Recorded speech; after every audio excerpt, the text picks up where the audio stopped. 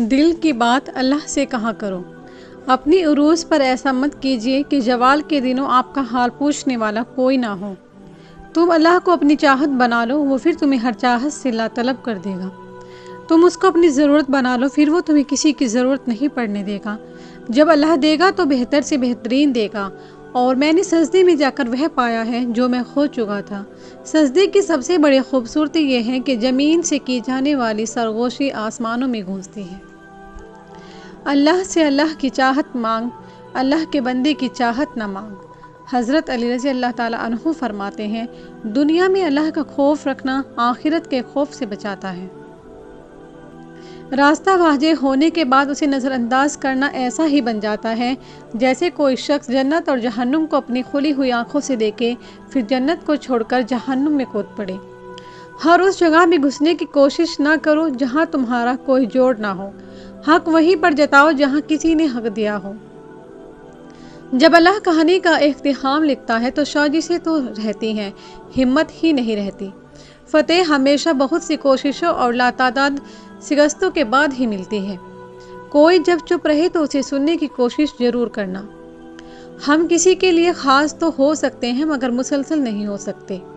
کبھی کبھی اللہ ہمیں بچانے کے لیے نشانی بھیجتا ہے، لیکن ہم ان نشانیوں کو نظر انداز کرتے ہیں اور خود کو ہلاکت میں ڈال دیتے ہیں، اور بے شک ہم سے بڑا ناسمجھ کوئی نہیں ہے۔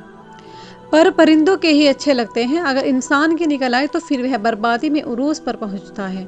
بھروسہ کرو لیکن کسی کے بھروسے مت رہو۔ گناہ اور ثواب آپ کی پسند اور ناپسند کے نام نہیں ہیں، بلکہ یہ اللہ کی پسند اور ناپسند کو کہتے ہیں۔ اللہ جب کسی کی مدد کرنے پر آتا ہے تو نہ ہونی سے ہونی کو پیدا کر دیتا ہے۔ کبھی رات کی تنہائی میں دل بنانے والے سے دل کی بات کر کے دیکھو۔ تہجد کے نفل بڑے پیارے ہوتے ہیں، ادھر التجائیں ادھر قبولیت، ادھر سجدے ادھر معجزے۔ اپنے دل میں مٹھاس ڈھونڈو، پھر آپ کو ہر دل میں مٹھاس ملے گی۔ زندگی تو وہی زندگی ہے جو اللہ کے ساتھ ہے، زندگی تو صرف اللہ کے ساتھ ہی خوبصورت ہے۔ صبر کی حد یہ ہے کہ تقدیر پر کوئی اعتراض نہ ہو۔ باپ کی غریبی اور ماں کے پہناوے میں کبھی بھی شرم محسوس نہ کرنا۔ جب کوئی اپنا برا وقت سے گزر رہا ہو تو اسے صرف یہ احساس دلانا کہ میں تمہارے ساتھ ہوں۔ جس کا تم جنازہ نہیں چھوڑ سکتے اس سے لڑا نہ کرو۔ ظاہر ہے کہ کچھ نہ کچھ تو آپ نے باطن پہ ڈر تو تکلیف کے لمحے گناہوں میں کمی کر دیتے ہیں۔ اللہ کے سوا تمہارا کوئی دوست اور مددگار نہیں ہے، وہ جانتا تو سب ہے، بس وہ تم سے سن کر تمہیں اپنے اور قریب کرنا چاہتا ہے۔ اخلاق اور زبان کے میٹھے بول سے انسان کی قیمت بنتی ہے۔ خدا تو ایسے احساس کا نام ہے جو رہے سامنے پر دکھائی نہ دے۔ معجزے زندگی بدل دیتی ہیں، معجزوں پر یقین رکھنے والوں کی۔ رب واقف ہے تمہارے دل کی طرف سے، وہ ضائع نہیں کرے گا تمہاری دعائیں، ذرا انتظار تو کرو۔ انسان کی محبت میں ٹوٹ کر ہی انسان اللہ کو پہچانتا ہے۔ کیا پتہ یہ آزمائش کا آخری پل ہو، کیا ضروری ہے چاہے تو جتائے بھی۔ لوگ جو کہتے ہیں انہیں کہنے دو، تم کیا ہو کیسے ہو یہ سب اللہ جانتا ہے۔ جب دوستی رب کے ساتھ ہو جائے تو وہ پھر تربیت بھی کرتا ہے۔ دعائیں تو فوراً قبول ہو جاتی ہیں، اصل امتحان تو یقین کا ہوتا ہے جو صرف صبر سے جیتا جاتا ہے، اور صبر کے معجزے ہمیشہ تمہارے منتظر ہیں۔ جو صبر کا ہتھیار استعمال کرتے ہیں، دنیا کی جنگوں اور ان کی شکست ہونا ناممکن ہوتی ہے۔ جس کو نہ دیکھا کبھی بھی تلاوت کرتے وہ قسم کھانے کو قرآن اٹھا لیتا ہے۔ انسان کی بات دلیل نہیں ہوتی، دلیل صرف قرآن اور حدیث سے پیش کی جاتی ہے، کیونکہ دونوں نزول خداوندی ہوتے ہیں۔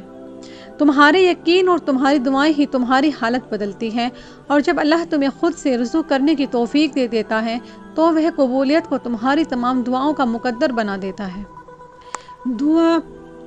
دعا مانگا کرو، کیونکہ یہی تمہارے اور اللہ کے درمیان سب سے مضبوط تعلق ہے۔ مصیبت کی شکایت نہ کرو، اس سے اللہ ناراض اور دشمن خوش اور دوست غمگین ہوتا ہے۔ یاد رکھیں کہ فرائض کے چھوڑنے سے تو عذاب آتا ہے، وہ وظائف کے پڑھنے سے ختم نہیں ہوتے ہیں۔ بہت جلد اُبجانے والے اور بہت جلد متاثر ہونے کی عادت چھوڑ دے۔ دوسروں کو عزت دینے والے کے ارد گرد چاہنے والوں کا میلہ لگا رہتا ہے۔ جس نے آج تک اپنی غلطی تسلیم نہ کی اس کا نام شیطان ہے، خوبصورت لفظوں کی نہیں خوبصورت کام کی بات کرو، کامیاب ہو جاؤ گے۔ سچ زبان سے نہیں عمل سے بیان ہوتا ہے۔ جو بندے کے احسان کو اپنا حق اور اپنی قابلیت سمجھتا ہے وہ اپنے رب کا احسان بھی نہیں مانتا۔ بات کو پہلے سمجھیں، سمجھنے کے بعد عمل کریں۔ اگر فائدہ مند پائے تو پھر آپ کا حق بنتا ہے کہ آپ وہ بات دوسروں کو سمجھائیں۔ جسمانی مرض پرہیز سے جاتے ہیں اور روحانی مرض پرہیزگاری سے جاتے ہیں۔